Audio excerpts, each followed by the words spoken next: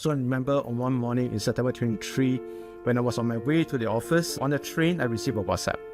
So it's a very simple and very short message from one of my VP, my HR person, that says, Mike, join us in room ABC when you step in. So the moment I step in the office, I join them in room ABC. And little would I know that by 11 a.m. the very same morning, I no longer have my laptop, I no longer have my staff pass, and I no longer have my job. And now, after having gone through what I've gone through, what is quite concrete in my mind now is that I think what we do for work, especially when you're an employee, it's a pure transaction of your time, your brain juice, your brain power for salary. The salary that pays your bills, that provides food for your family and things like that. So it's a pure transaction, it's a pure business transaction. And I say this without any guilt or shame. At that point in time, at 48 years old, as I stare at the blank piece of canvas, so I asked myself 3 questions. I can still remember. Number 1 is, what do I want to do now? Number 2, what is important to me now at that point in time? And the third question I asked myself, which I think is the most important, is what am I prepared to give up? I can't speak for all men, but maybe men are just not so used to sharing about their emotions with their friends. It's always, when men hang out, it's always for activities, right? Watch football, have a beer, we chit chat. We don't really share about our downtimes. So, and I want to push this message across, right? That I think everyone, but especially men, we should really encourage conversations about things that are not going so well in our lives, beyond just sharing the good times. And if jobs, careers is such a central theme in our lives, at least in Singapore, and we know for sure there will always be the best of times and the worst of times. Things are never so smooth sailing all the time. When I spoke to some of these individuals, I realized that what could feel like a very dark tunnel, right? And as we go through that tunnel itself, I think sometimes we feel that we are very lonely, we are very alone. It's painful for sure. And sometimes you feel that maybe this sense of shame or this sense of guilt. And you are lonely because you find that there's nobody else that you can talk to. So it became difficult for us to even explain what is going on to our loved ones, our families, and people around us. So to give you an example, like, I have left my role for almost 2 years right now, and my parents don't even know that I lost my job because I didn't tell them. My parents are already in their 80s. I didn't tell them I lost my job. And every time when I met them, they asked me things like, when are you getting your promotion? Those kind of questions, it's painful, right? Hi there.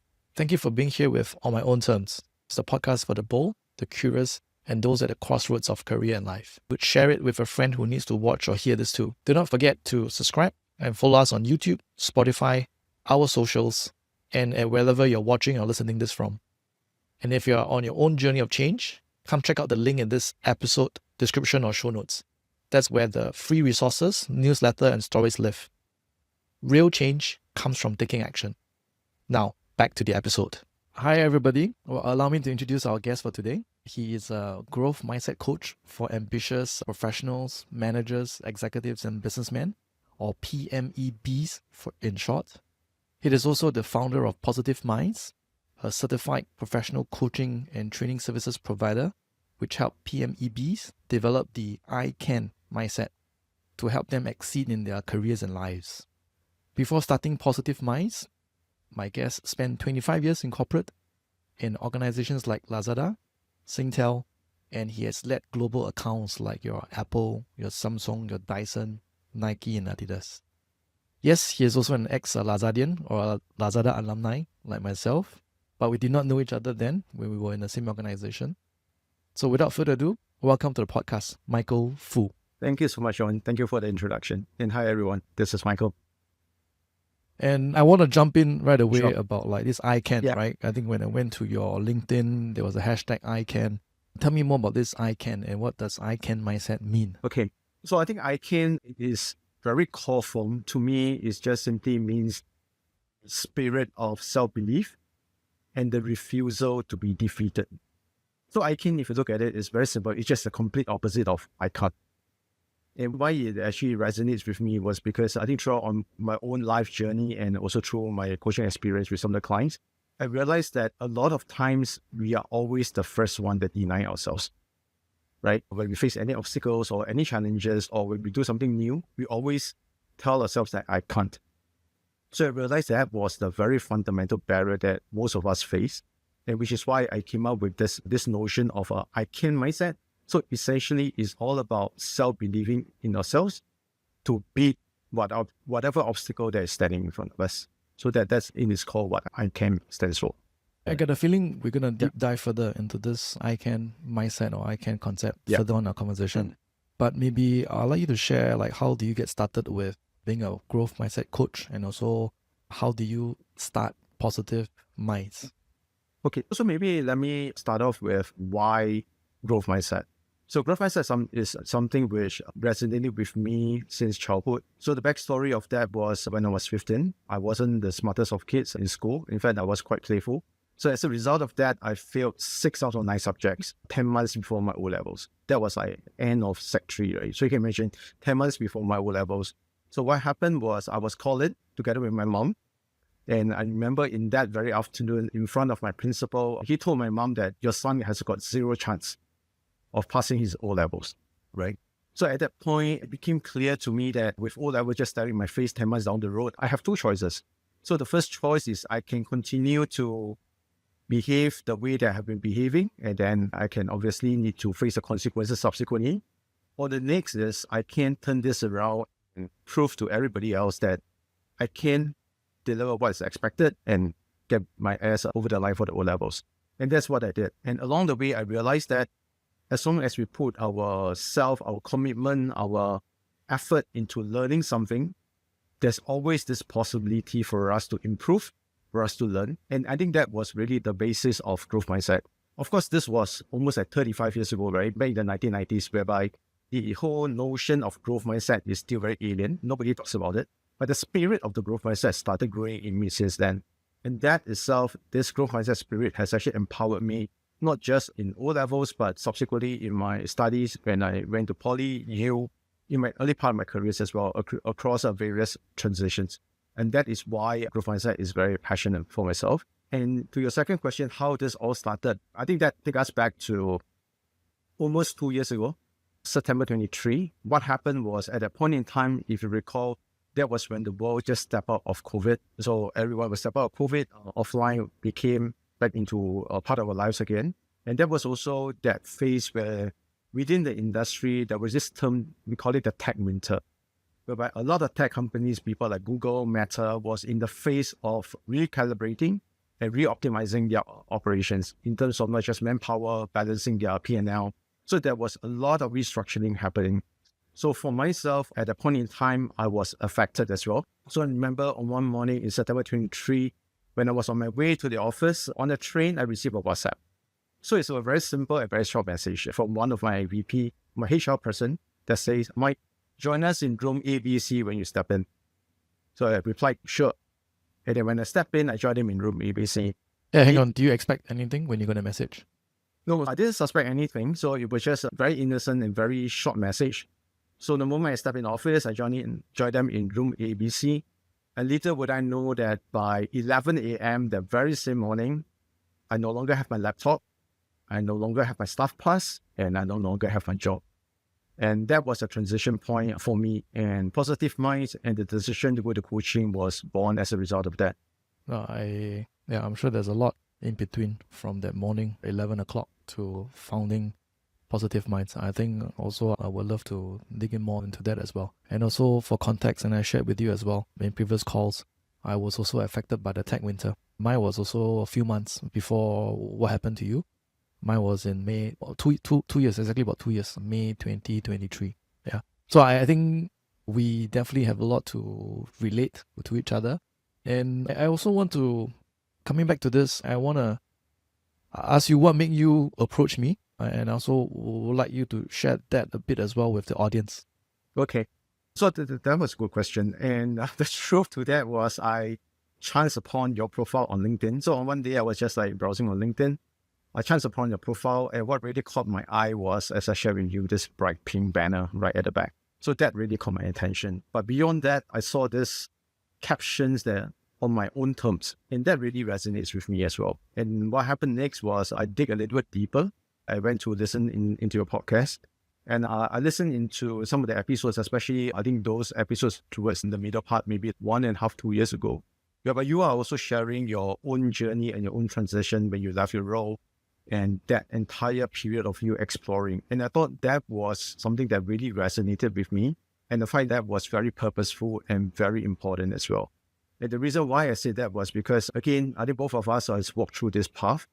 So what happened and what I experienced last year when I left was that, so last year I started to put myself up on LinkedIn, and I realized that as I started to share my stories and share my experiences on some of the public platforms like social on LinkedIn, people start reaching out to me as well. So people whom, some of the executives who are either going through that same transition, finding themselves being affected, or those who sense that this might be coming their way, reach out to me and just very simply reach out to me to say that, hey, I read that you lost your job and you're doing what you're doing right now. I'm very curious, how did you make that transition and what's going through your mind? What are some of the decision points? And when I spoke to some of these individuals, I realized that, again, this is a very, no, John, so the thing is that both of us actually went through this, what could feel like a very dark tunnel. And as we go through that tunnel itself, I think sometimes we feel that we are very lonely, we are very alone. It's painful for sure. And sometimes you feel that maybe this sense of shame or this sense of guilt. And you are lonely because you find that there's nobody else that you can talk to. And that loneliness also stems from the fact that as you're going through that transition itself, and I'm speaking from my own experience, sometimes it's about us trying to comprehend what is going on when we don't even have the answers. So it became difficult for us to even explain what is going on to our loved ones, our families, and people around us. So to give you an example, like I have left my role for almost 2 years right now. And my parents don't even know that I lost my job because I didn't tell them. My parents are already in their 80s. I didn't tell them I lost my job. And every time when I met them, they asked me things like, when are you getting your promotion? How many months bonus do you get this year? How's your working hours? Those kind of questions, it's painful, right? When they ask me, like, how many month bonus are you getting this year? Yeah. But the point here is that for people who are going through that transition itself, sometimes feel very lonely. And this when I chance upon your platform, I find that platform like on my own terms is very important because it gives people an avenue to let them know that, first of all, they are not alone. People before them have actually gone through the same path, and there are a lot of insights, a lot of experience which they can tap on to help navigate their own transition and also to help them to find some answers along the way as well. Yeah, I can obviously relate very much to what you just said. I think a funny nugget in my head as you spoke was, when I started a podcast in about 4 years ago, 2021, it was really more about me feeling that I was quite lucky to have career transitions and I survived. I didn't do too badly. I started off as a banker and then I did my own business in events and laser tech. Then I joined a tech startup, all that. But then I did a full circle and my job was lost in the tech winter in September 2023. And then after that, it was quite shaky as well. And by then, the last few years, I'm already a parent of 2 kids. And I think I can't come full circle, right, in terms of career transitions. I've gone through everything. Hopefully nothing too fancy or too funky after this, after we talk. And one of the big reasons why I started a podcast was to really tell people that they're not alone. Even when you make a career switch, a career transition, or you want to take a break, you want to go for, a trip, you want to take a leap year or whatever. So that I started this sort of podcast really to reach out to tell people that, look, you're not alone. People have gone through this path before, may not be exactly the same. Definitely not exactly the same, but you're not alone. So I created this because I needed this myself. I wanted to get different viewpoints. So I definitely resonate. And I think those who are listening till now at this point, yeah, if you're going through similar job transitions, you're definitely not alone. Michael and I gone through that. We still survive, right? We're still here talking, right? We're still spending time with each other talking. It's not the end of the world. Just to add on to that. So again, that transition itself and being in that space, it's not the easiest for us to navigate. Again, which is why it's so important. So to add on to that, there was this other thing which I did. The short of that was as part of my graduate diploma program with positive psychology. So I did a project in terms of resilience sometime last year. And very specifically, I dive into what is the current support system in Singapore for workers who are affected by organization reorg, loss of jobs, whatever you want to call it. And what I saw was that in Singapore today, the government actually provide a very robust infrastructure to support workers who are going through the transition, essentially across 3 main key work streams. So the first one is in terms of short-term financial assistance, like for example, 3 to 6 months. The second one is through skill upscaling, through Skills Future. And the third one is in terms of job matching, like through agencies like E2I. So that's what I saw. And what I also see at that point in time was this glaring gap in terms of emotional support. So there was no existing program or systems that provide people who are going through this transition, more from an emotional side of things. So we know that things like, of course, short-term financial support is super important. Job replacement is also super important. But beyond that, there's also the emotional, the human side of things, which I think right now, at least from what I'm seeing and from my research, there is a lack in terms of those kinds of support, which is, again, I think that's why people sometimes feel that they are very lonely when they're going through that process. They don't know who to talk to. And also the society stigma that when you lost your job, sometimes we even feel some sense of shame. So we don't want to share that very openly. Yeah, two layers here, I think. I think number one, sometimes when we see all this news about layoffs or tech winter, we sometimes have this feeling of being invincible. It can't happen to us. Sure. We are doing well. We're working so hard. I'm putting extra hours. I'm the last one Absolutely. to go home. My boss Back likes in me. September, absolutely. I kiss my boss ass all the time. When I travel, I buy present for my bosses. Not that I did lah. But and then we always say that, and then when it came to us, sometimes we are so shocked because we didn't think it would ever happen to us. Right? So that's one layer. And I think the other layer is like this, and I shared this with Michael, with you, and this is how I feel. It could be this Asian man, Chinese man mentality in the Asian society where men is supposed to be providers. We bring home the bacon. Of course, we've got our spouses who are also working now in the workforce, but it's always like the work becomes like our identity. And I think maybe men, I can't speak for all men, but maybe men are just not so used to sharing about their emotions with their friends. It's always when men hang out, it's always for activities, right? Watch football, have a beer, we chit chat. We don't really share about our downtimes. So the additional thread is that I think, and I want to push this message across, that I think everyone, but especially men, should really connect. We should really encourage conversations about things that are not going so well in our lives, beyond just sharing the good times. And if jobs, careers is such a central theme in our lives, at least in Singapore, and we know for sure, at least for Michael and I, there will always be the best of times and the worst of times. Things are never so smooth sailing all the time. So I think I just want to encourage and get the word that men should really be open and feel more open to talk about it. And this podcast or this episode, it's part of that. I hope this will create more conversation. I want to normalize men talking about their downtimes in their career, right? And of course, one more theme is that when people lose their job, it's not always about the performance. Sometimes it's just the numbers. We are a cog in a big machine.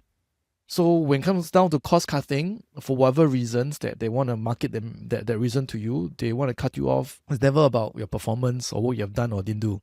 At least that's happened to me. So yeah, I just want to add that layer to that. Sorry, Michael, you want to say something? Yeah, no, I just want to add on to what you raised because that is a very important point. Just this week, we read about how Jetstar Asia is what the seats operate 31st of July. Yes. 500 to 600 jobs are compromised along the way, really the next 1 month or so. So I think to your point, again, I'm speaking from my own experience, and this has helped me a lot, was really about how the lens that we choose to look at the situation when it happens to us. So from my own experience, what I realized and what really helped me a lot was to look at the situation from a very objective perspective. As you said, John, I think at the end of the day, because nobody wants to be in that position, but as and when it does happen and it does hit you, I think it's important for us to realize that this is entirely just a business decision. It's never personal, right? It's just about company optimizing their spend, their structure, everything else. But it's never about you as an individual because you're not good enough or because you're fit to perform. So most of the cases are not. And the reason why I wanted to highlight this was because I actually saw how this perception and how you actually relate to what's going on can have a very huge indirect impact on you. And in this case when that happened to me, I recognized and accepted that it was a business decision. It was never about me. So it was purely business, and a whole lot of people have actually experienced the same thing before me, just like yourself. And people will continue to experience this after me, just like what happened to Jetstar. And at the same time, what I noticed back then was, so my colleagues were way younger than both of us. They were like in their early 30s, maybe 35. And by the way, I was 48 when that happened to me. So my younger colleagues actually saw it quite differently. So they keep asking questions like, why me? As you said, John, I'm a top performer. I've been contributing. I work OT and all that stuff. The clients love us, love me.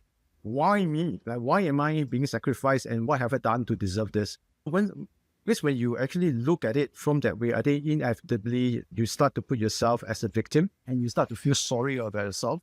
And that's almost like a downward spiral.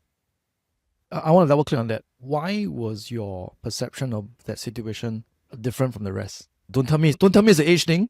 That's number one. And number two, first of all, is the difference, right, that you mentioned. And number two, what do you think you were able to receive those news with a different lens? And why do you not do the thing like the rest, that why me, and make yourself a victim? Can you share with us more? Good question. So I think for myself was, I think on two counts. One was I saw it coming. Of course, again, at a point in time, I chose not to believe that I should be let go because, again, we have a lot of reasons why we shouldn't be the one. But I saw it coming because progressively I saw colleagues that I used to work with just doesn't turn up anymore. And this has been happening for a while. I think that's one. And the other reason was because, again, I chose to see it from a very objective lens. I asked myself this question. At that point in time, in September 23, or for instance, if a competitor like Shopee or Amazon or any of the big e-commerce guys came to me, offer me a same job at a 1.5x pay increase, 150% pay increase, would I take that job? Chances are, and most of us, I believe that we would take the job. If somebody, your competitors come to you and say, John, I'm going to offer you the same job, exactly what you're doing, I pay you 1.5x. Would you take it? Most of us would take it. So the question here is, if we take it at a point in time, would we feel a sense of guilt to our existing company?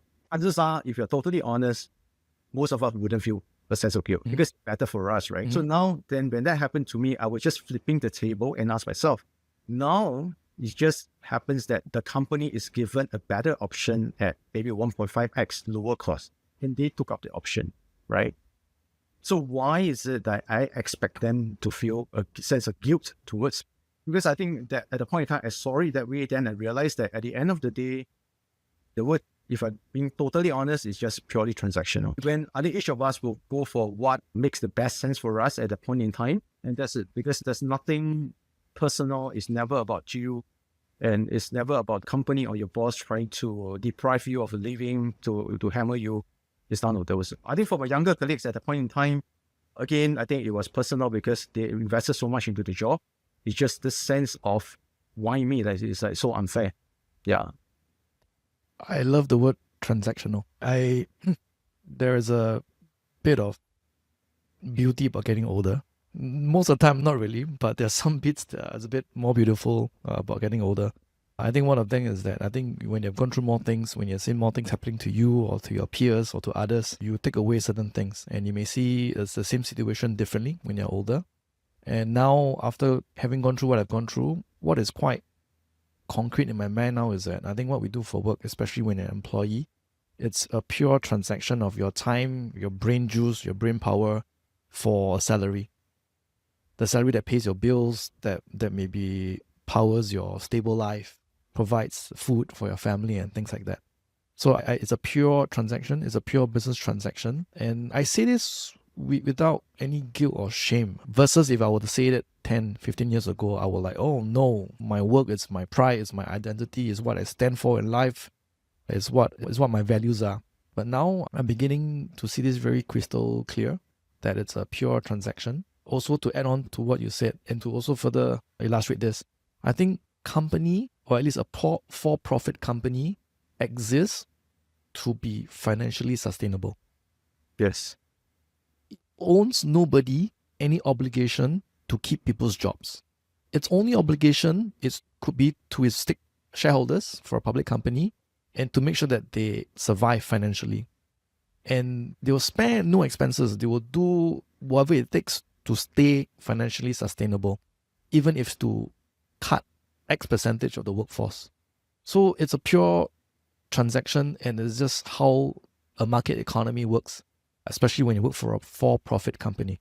So I've come to terms with that, and I think it's helped me now on a few levels. When I talk to people who may feel very affected, who is treating work as a big part of their lives, Work should be a big part of your life because you're spending at least 1/3 of your life, your waking hours to go to work and spending time at work. But I think people should just treat it and see it for what it is, a pure transaction. Same thing like what you said, when there is another situation where you want to exchange your time, your skills for a place that pays you more for what you offer, you will do it because it's a business transaction. So with that, I want to bring us all, everyone back to that situation where you were in the office, you went to room ABC, you returned your laptop. And what were your thinking? What was your thought process at that point in time? And tell us the story of like how you went from there to become a growth mindset coach and to founding Positive Minds. Okay, so this is about going back almost like 1.5, 2 years. So I think at that point in time, I still remember that morning when I was given that piece of news. Of course, it came as a shock, even though earlier on I did mention that I kind of sensed that it might come my way. But if you ask me at that point in time, I was convinced that, like most people, I shouldn't be the one.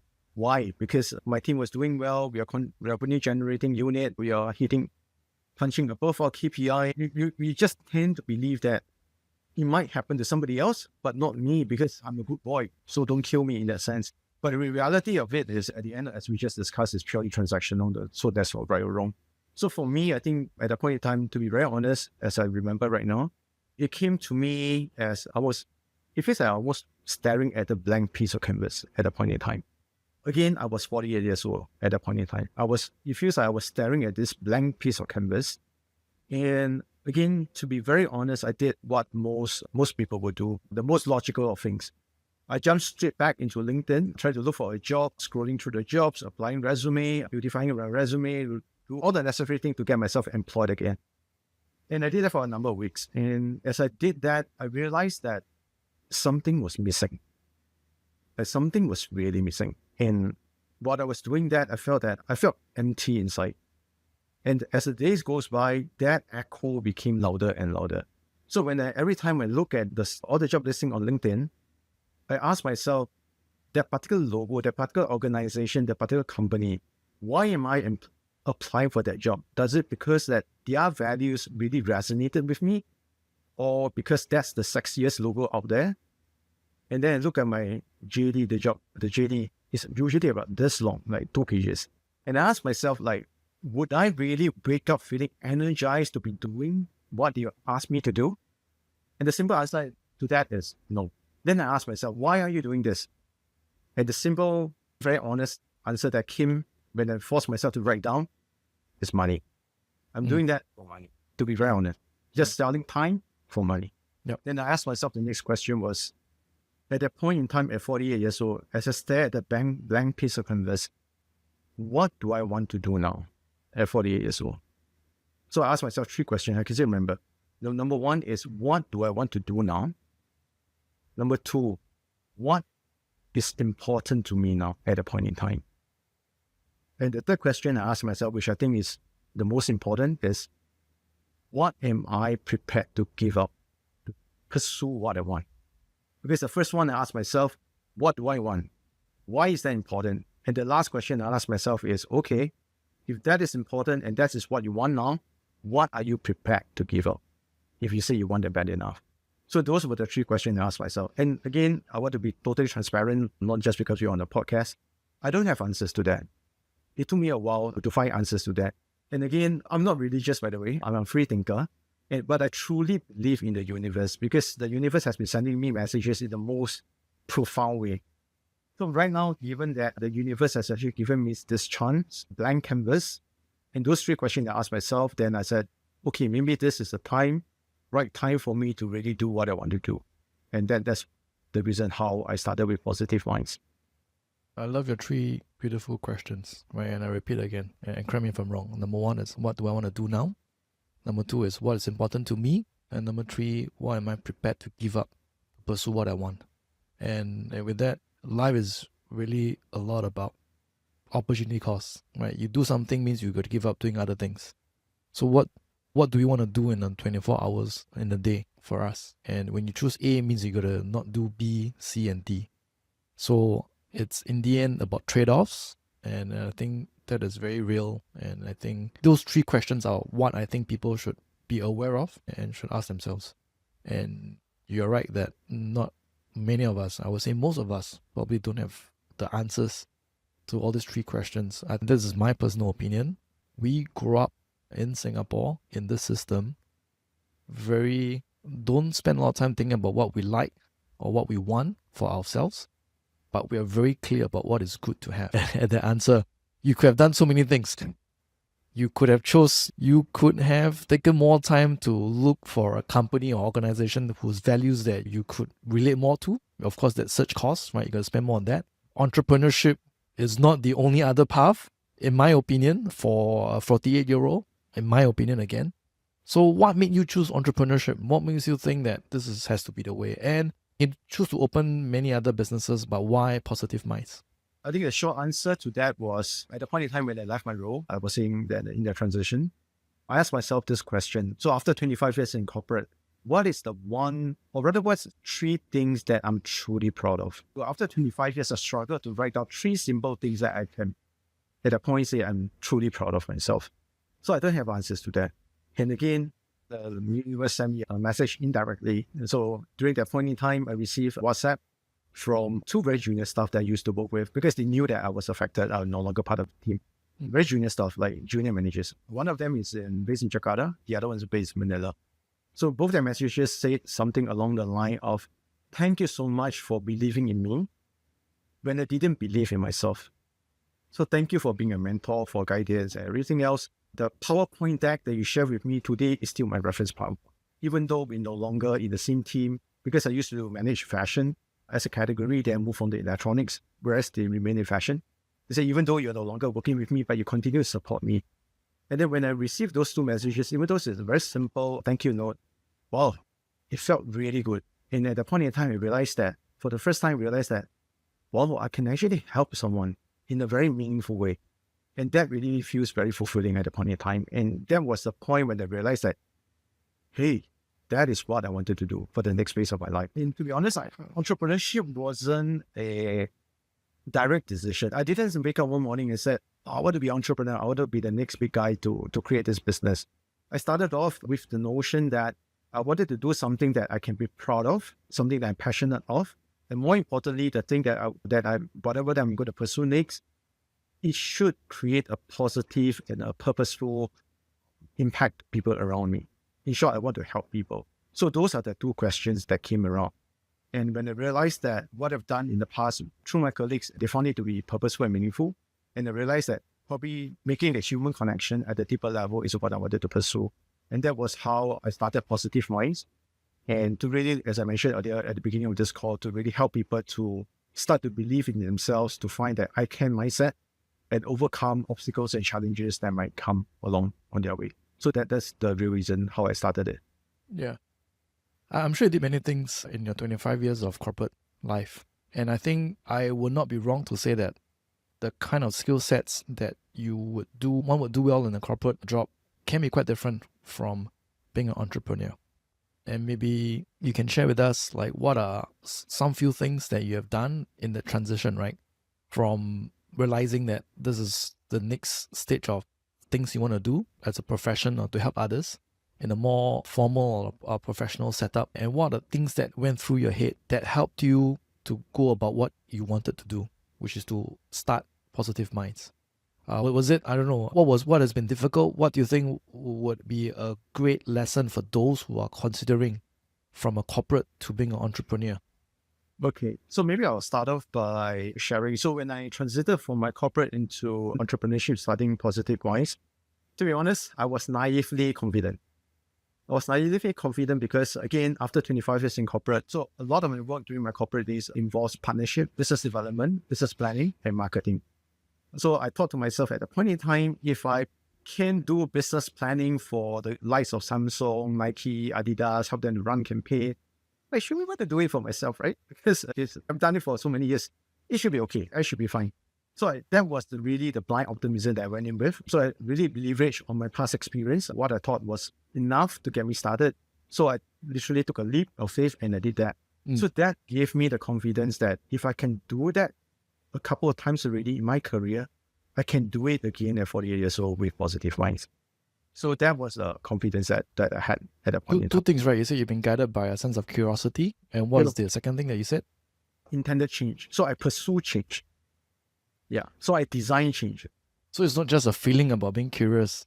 It's not about that itch you want to scratch, but you also make concrete actions to pursue the itch. Wonderful. I like that. And tell me one painful incident or lesson you learned besides being naively positive. To be honest, so I was very naive, positive. I was silently confident when I started. And then that's where reality strikes, right? That's when I realized that, oh my gosh, I think, John, you know this better than I do as well. 25 years of corporate experience didn't prepare me for entrepreneurship. And why do I say that? Because when I started doing entrepreneurship, the first thing, I still remember I listened to Alex Hormozy. His YouTube. I think I shared that with you. He asked two very simple questions. The first question is, who are you? Without your corporate logo, without your job title, who are you? What do you represent? What are your values? What's your proposition? And the second question that he posed was, why should anybody listen to you? Like, why you talk? I was like, oh my God, that was such simple question, but it was like a sucker punch. I could no answer at all after 25 years. So that was like a wake-up call. And to your other question, what was the most painful experience? To be honest, 25 years didn't prepare me for this. It was not rejection. It was being ghosted. I can take rejection. Rejection, there is a closure. The other party tell you, not now. Sorry, you're not good enough. You're not a good fit. That's fine. We moved on. What's worse than that is being ghosted. Ghosted by clients, by prospect, by customers. So I think that to me was, I would say, a painful lesson for me to learn.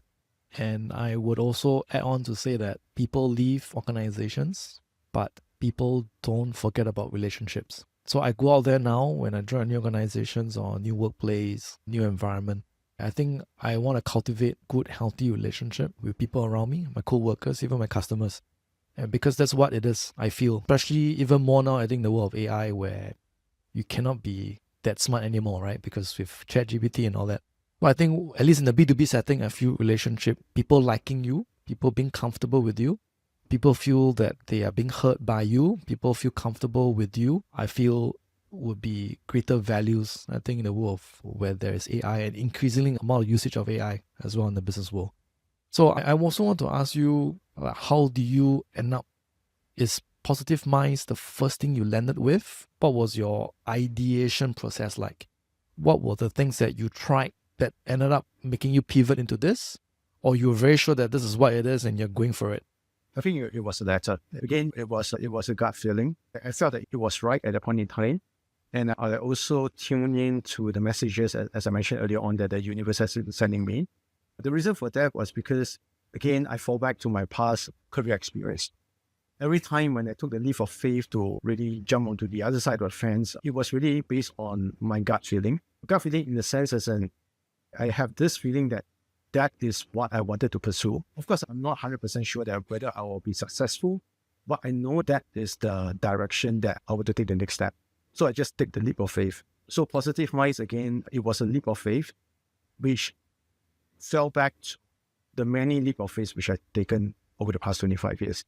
And based on the message that I'm getting at that point in time, as I mentioned earlier on, through Facebook messages, posts that I saw, the messages, WhatsApp from people around me, that's reinforced, almost like a hint from the universe to tell me that, hey, this is what you should be doing.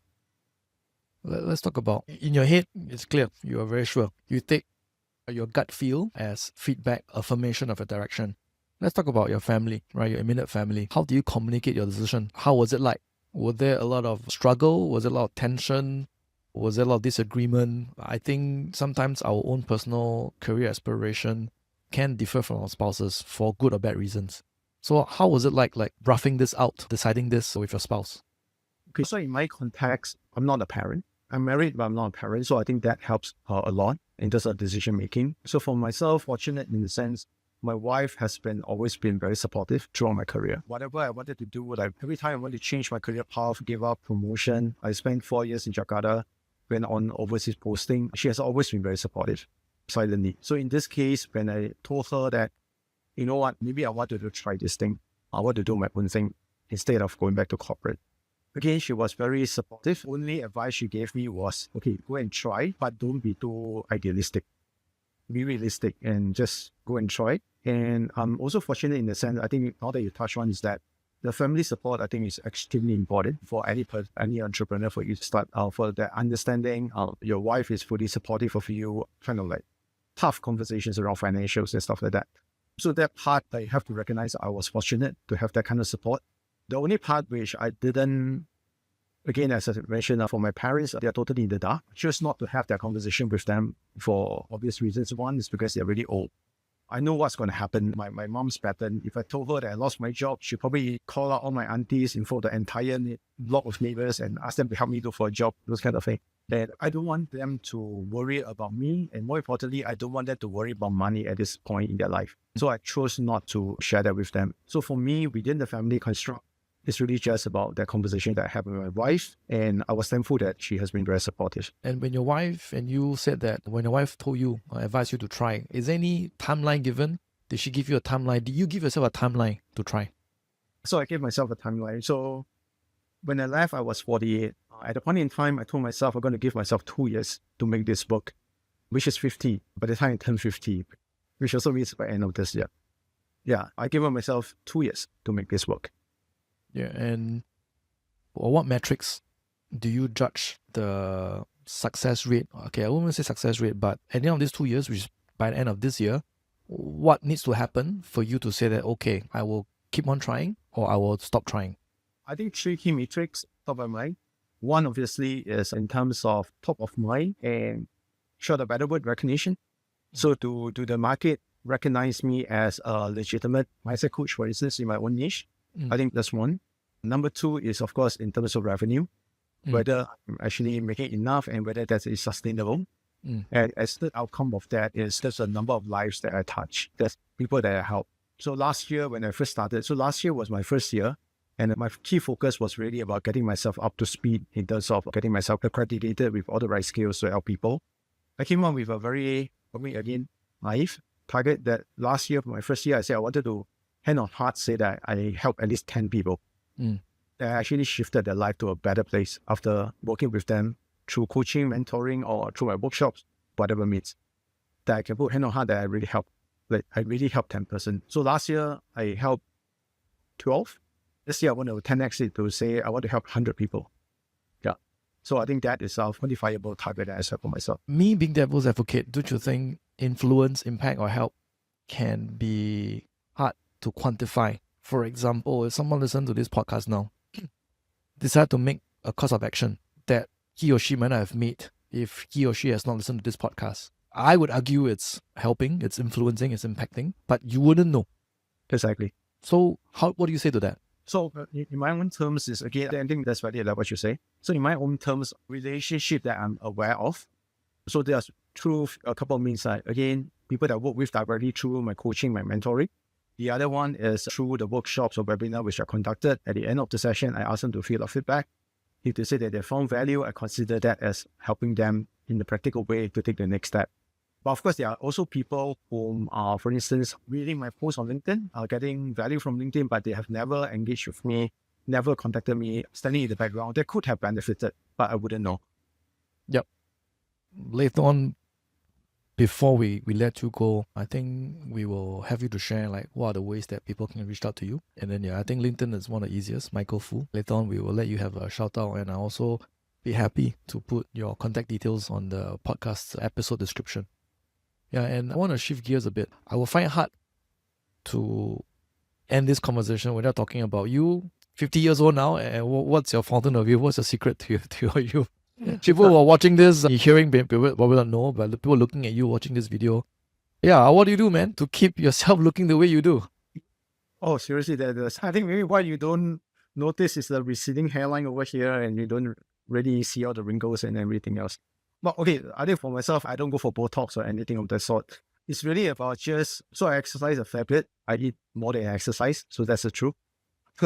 I do things like, I love music, so I don't play music, but I consume music. I do a lot of running, Pilates, yoga. I do spin cycling. I do mindfulness.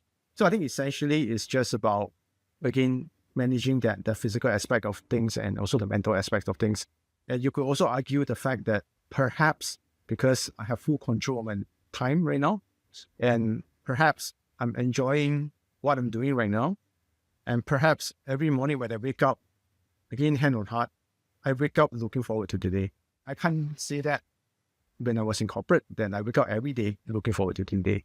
But as of now, that's what I'm enjoying. I also, at this point, I want to share that throughout, I'll say the last 2 years since I got laid off, there was also rough periods in between. And what I found useful was also, of course, you have more control of your schedule. And I think in the end, our body is a temple for our minds. For us to be positive, I think your body needs to be in a certain shape, free from pain, hopefully, free from illnesses, diseases. I think it helps be more positive when your body is healthier. And I think there are things like I've come to pick up, like meditation. I'm also not religious, but I think having that breathing exercises, going for walks, I feel it calms my mind. And when my mind is more calm, I'm able to focus. I'm able to block out distractions. And I'll share with the audience and with you, Michael, is that I was in a job hunt. Those who subscribe to my newsletter would know I was in a job hunt about a year ago, and I sent out to more than 100 applications. And it was very trying, right, in that period. Again, doom scrolling on LinkedIn. But I feel if you own your morning, I think you own most of the day. And I just want to add on that if people can take care of their bodies, take care of their minds, I think it will be a easier period to get to what you want to achieve. That's my thinking. And I also encourage people who are in the process of looking to keep a regular schedule. Don't take advantage to keep taking naps, to keep doing your leisure stuff, but also keep a regular schedule in terms of job hunting, networking, reading up. Those are things that will keep you a bit more in the zone of landing something for those of you who are looking for something. So that's what I've learned, and I think has worked quite well for me. So I just thought I'll speak about that. Shifting gears, we looked at when we have spoke about your job situation 2 years ago. We spoke about journey, what 25 years of corporate didn't prepare you for in your entrepreneurship journey. We talked about your timeline in trying out things. At the very start, we talked about the I can mindset, ICAN. And I want to spend some time talking about what you do in your coaching, the services that you provide. I think a context I will share with you and the audience is that I think before a few years ago, I was quite a skeptic of coaching. I thought, why pay money? With the world, there's so much content, got YouTube, got books. I can read books for free sometimes, right? So why would I pay for content? I thought content is free. Yes, it's abundant. Then why would I pay for a coach? All right. But of course, my mindset has changed a lot now during these recent years.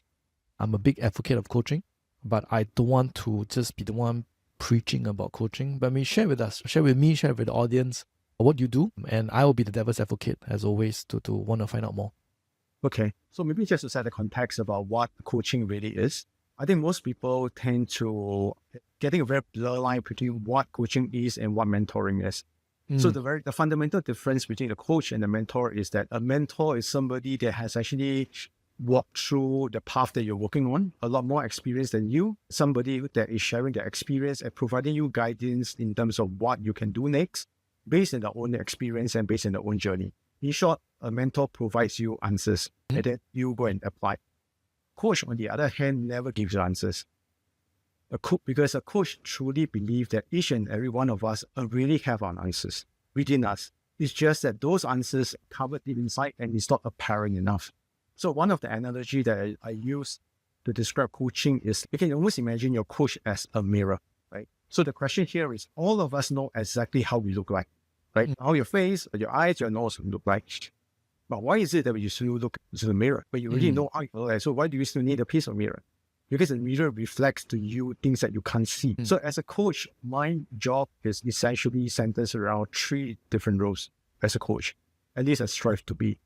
Number one is as a coach, just imagine me as a mirror, is to reflect back to you reaffirmation of what you already know.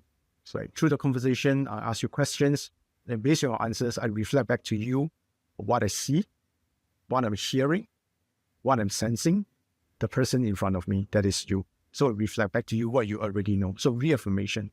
The second one is, as a coach, again, based on my sensing, observation, and hearing, I reflect back to you what you might not know, which is your blind spots. Because we don't know what we don't know.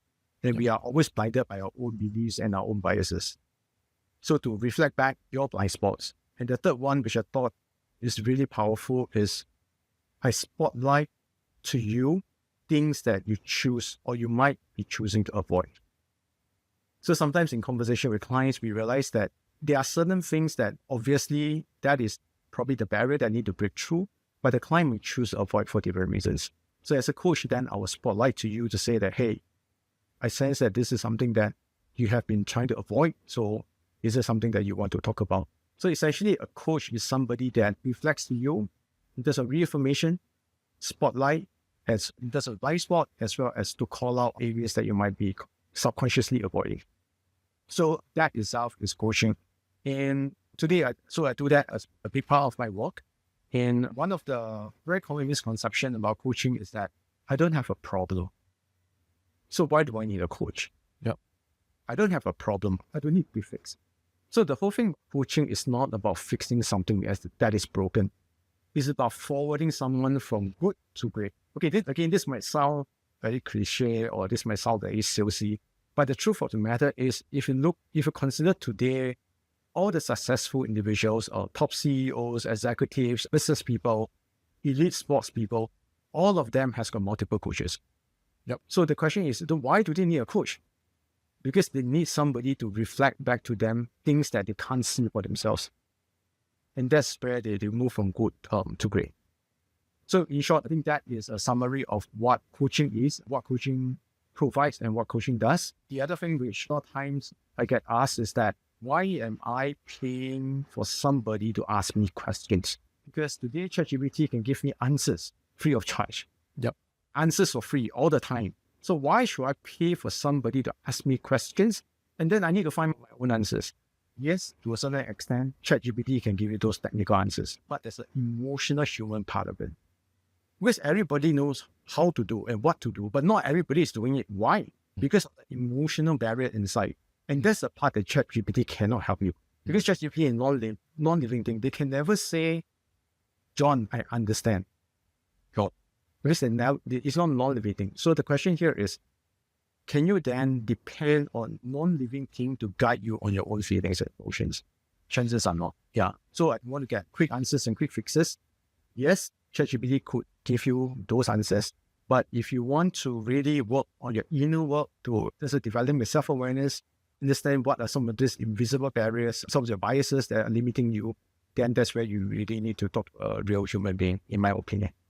I think it's beautiful. I love what you said about the difference between mentoring and coaching. I'm a big advocate of coaching. Just want to come to the final two questions of our conversation. If you were to have big signboard, a big billboard that you want to put in the middle of Raffles Place or wherever your target audience is, what would it say on that signboard? For commercial reasons, I would say this.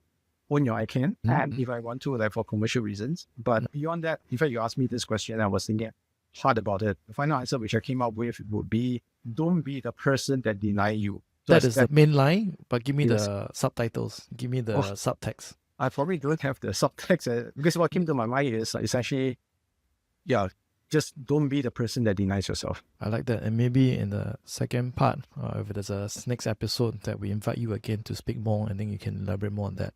I think my final question, as I mentioned earlier, it's how can the audience reach you?